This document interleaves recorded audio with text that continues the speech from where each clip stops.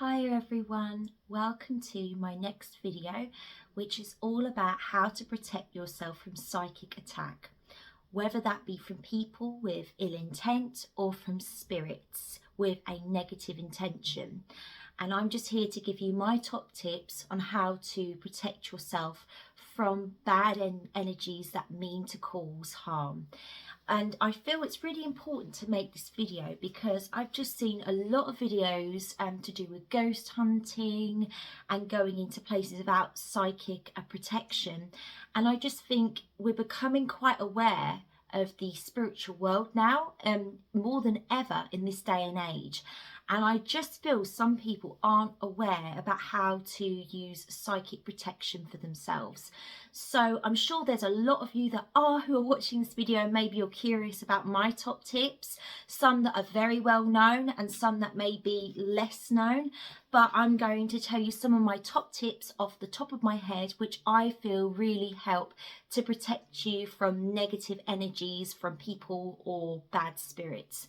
So number one is religious symbols. So I know this sounds quite cliche and you might have seen it in the movies, but I do really feel that they hold power, especially when you pray with them. And I feel they have more power when you pray with them and you have that intent to connect to the higher power to protect you, whether that be God or any deity you believe in or any higher power. I believe if you have that intent and you wish to connect, then you will. And I feel like a crucifix or any religious symbol will help you. So all you've got to do is ask and you shall receive. So make sure to keep that connection with a religious symbol. Prayer, I believe, is really powerful too. Praying every day. If you feel like your environment is toxic, negative, or you just feel like there is a bad presence in your environment, it's so important to protect yourself with prayer.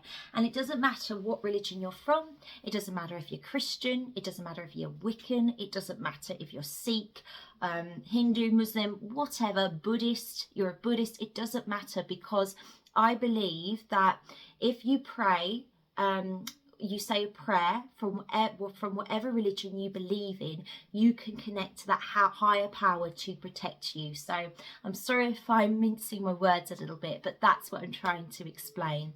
Another top tip is imagining a pink egg of light over you, like a pink egg of energy. And you can imagine this pink egg with a white aura as well, and ask your angels and your spirit guides from God to come in, or from the higher power to come in and protect you. And I always do this during oracle readings as a way of protecting myself. I always open up in prayer and I imagine that pink egg over my head and that aura of white light over my head too. So that is one simple little way you can do this. And it's very good to do this before meditating as well, because when you meditate, you are actually opening yourself up to spirit more. You know, it's a way of opening yourself up to clairvoyance, being clairaudient, being clairsentient. So it's very good to be aware that meditation can open you up to the spirit world and these energies. So always be aware of this too. So I'd actually use psychic protection for meditation too. Another one would be burning sage, which some of you might probably be familiar with. And this goes back to when the Native Americans would burn this special plant, the sage, to purify their environment. And I use it. I've used it for my house, and I open the windows up, and as I sage, I pray to my higher power. And I use prayer as I do this, and I ask all negative energies to leave my house in the name of God, in the name of my angels and spirit guides. You are to leave if you have ill intent. So that is what I do to cleanse my home. And you can use something called Palo Santo, which is a very special piece of wood you can burn, which a friend showed me. Now I use the sage more, but Palo Santo apparently can work really, really well. So that is another way of saging or smoking. You can call it smoking too, just using another form to protect yourself and your home from bad energies. Now, another way you can protect yourself from psychic attack as well is connecting to the object of a passed away loved one, because your loved ones who've passed away are in spirit and they are on your team, your spirit team, protecting you. So when you speak to them, they can hear you, and when you want to connect to them, they will feel that you want to be able to build that connection with them.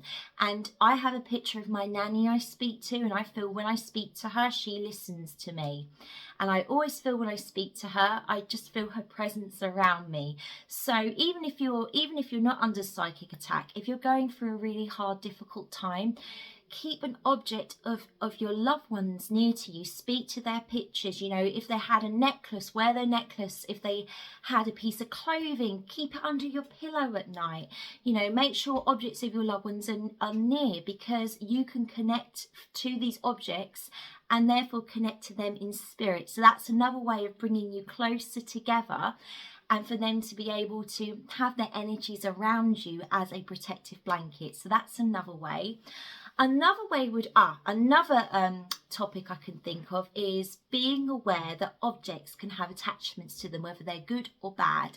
And I feel like if you're somebody that likes to go to charity shops and you like to buy secondhand goods, it's always good to sage the object, pray over it. Even some people like spray secondhand objects with holy water or blessed water.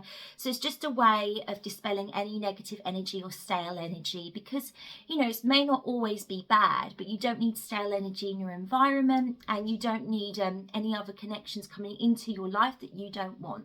So that's another way of protecting yourself. Another way I can think of for protecting yourself from psychic attack is making sure your vibrations are high, making sure you disconnect yourself from negative media, horror films, and making sure you do things you love, and listening to music to uplift you and to feed your soul, and to also watch movies that are happy, you know, with a happy ending. Because I just feel if you're in a low place and you're watching media or listening to music that has like a negative feel to it, or is very low in vibration, it can actually bring your vibration down, you know, because a negative attracts a negative and a positive attracts a positive. So I do really feel it's important to keep your space positive by bringing in positive influences into your life, connecting yourself from negative people who do not make you happy as well. That is very important, because you just want to make sure you surround yourself with people who love you and want to spend time with you. So that is another way of making sure your vibrations are high, which is an easy way of making sure you are protected from psychic attack or from negative attachments. Because when you are low and you are in a bad place, that is when you are open to these attachments, because you are spiritually weak. So it's so important to have a high vibration. So these are some of the top tips on how to spiritually protect yourself. Another top tip I will say is lighting white candles. Obviously make sure to do this safely, but you can light white candles in your house, and you can actually ask the Holy Spirit, in angels, Mother Mary, any deity that has good intent and pure intent to come in and purify your home. So that's one other way. But these are all the ways I can think of for this video. Thank you so much for watching and taking the time to listen to my top tips for psychic protection. And please stay tuned for more. Please like and subscribe to my channel, and I'll be back very soon. Okay, thank you everyone for listening. Bye bye. Thank you.